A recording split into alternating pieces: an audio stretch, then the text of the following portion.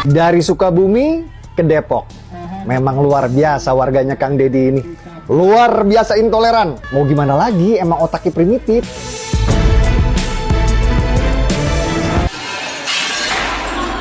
Kasus intoleransi dan intimidasi yang dilakukan oleh sejumlah orang yang sudah ditetapkan terhadap para remaja yang sedang melakukan retret atau ritual keagamaan di Cidahu, Sukabumi, sampai kini masih mendapat perhatian dari masyarakat luas, terutama mengenai pasal yang disangkakan.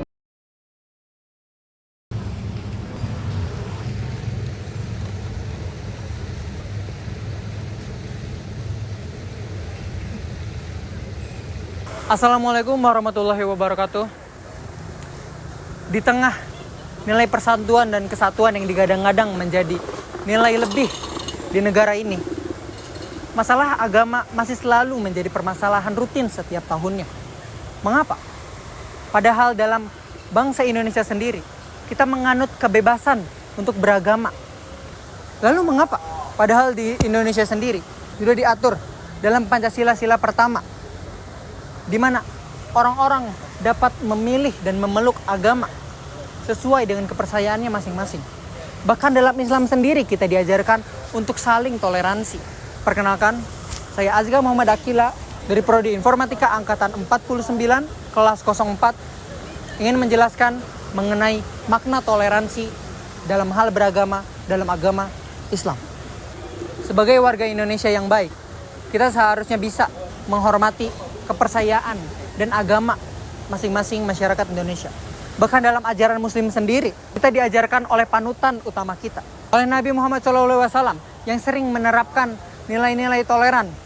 Sebagai seorang Muslim yang baik, kita diajarkan untuk saling toleran terhadap sesama manusia, di mana panutan utama kita, yaitu Nabi Muhammad SAW, sering menerapkan nilai-nilai toleran terhadap kaum Arab jahiliyah. Saya ada suatu cerita. Ketika Nabi Muhammad sedang berkumpul bersama para sahabat-sahabatnya, dan ada jenazah Yahudi yang melewati beliau. Nabi Muhammad pun berdiri untuk menghormati jenazah Yahudi tersebut. Lalu para sahabat bertanya-tanya, "Wahai Rasulullah, mengapa engkau berdiri untuk menghormati jenazah tersebut?" Lalu Nabi Muhammad pun menjawabnya dengan hal yang sangat humanis, dengan cara yang sangat humanis. Yaitu beliau berkata, "Memangnya kenapa? Bukankah dia juga manusia?" Ini berarti nilai kemanusiaan itu sangat tinggi dipandang oleh agama Islam. Dan ada suatu contoh juga ketika Nabi Muhammad sedang hijrah ke Madinah dari Mekah. Beliau langsung membuat piagam Madinah, di mana itu adalah sebuah konstitusi yang mengatur hubungan antar sesama masyarakat Arab jahiliyah untuk mengatur bebasnya memeluk agama, termasuk agama Yahudi.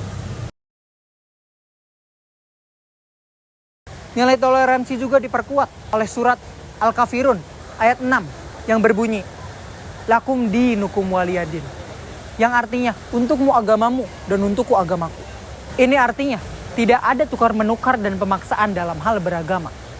Dan ini adalah jalan terbaik menuju peribadahan kepada Tuhan yang paling benar dan paling adil. Indonesia is just Bali, right? What else is there to do? They don't know that it starts from Aceh to Papua.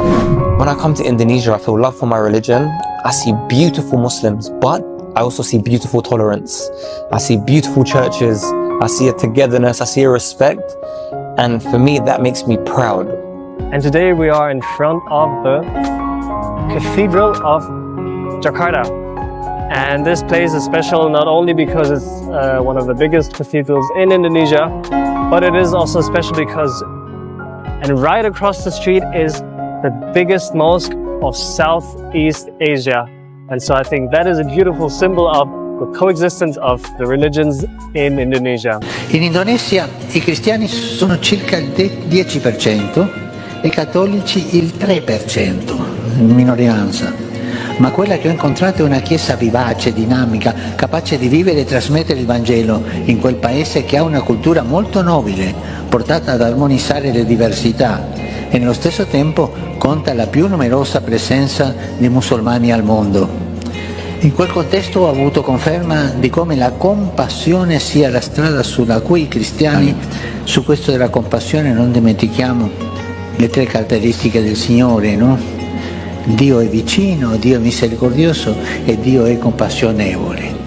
Se un cristiano non ha compassione non serve a niente. Fede, fraternità, compassione è stato il motto della visita in Indonesia.